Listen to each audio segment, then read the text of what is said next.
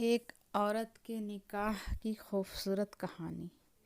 جب میرے بابا امی کی شادی ہوئی تو بابا نے حق مہر کے طور پر امی کے لیے سورۃ آل عمران حفظ کی، اور جب میری شادی ہو رہی تھی تو بابا نے میرے شوہر کو بھی یہی کہا کہ وہ میرے حق مہر میں قرآن کی کوئی سورہ حفظ کرے۔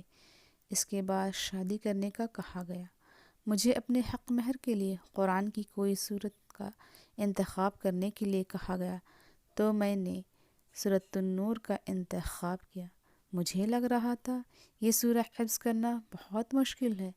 ایک طرف شادی کی تیاریاں ہو رہی تھی تو دوسری طرف میرے شوہر سورہ حفظ کر رہے تھے۔ ہر وقت ان کے ہاتھ میں قرآن ہوتا اور وہ سورہ یاد کر رہے ہوتے۔ شادی سے کچھ دن پہلے میرے شوہر بابا کے پاس آئے سورہ سنانے، جو انہوں نے پوری حفظ کر لی تھی۔ بابا بار بار غلطی نکالتے اور شروع کرنے کا بولتے۔ میرے شوہر نے آہستہ آواز میں تلاوت شروع کی۔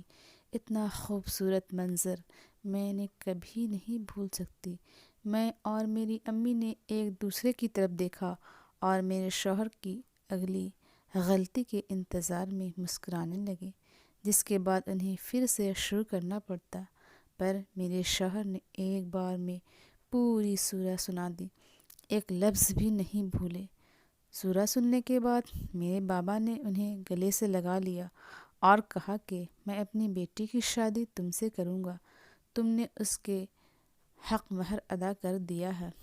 انہوں نے مجھے کوئی مالی حق مہر نہیں دیا، نہ ہی ہم نے کوئی قیمتی زیور خریدے۔ انہوں نے مجھے کہا ہم دونوں کے درمیان حلف اور معاہدے کے طور پر اللہ کے الفاظ کافی ہے۔ اب میں سوچتی ہوں مستقبل میں میری بیٹی اپنے حق مہر کے لیے کون سی سورہ کا انتخاب کرے گی۔ اگر ایسا حق مہر اور جہیز شادیوں پہ دیا جانے لگے تو ہر غریب کی بیٹی کی شادی آسانی سے ہو اور شادیاں کامیاب بھی ہو۔ کبھی کوئی گھرانہ اجڑے نہ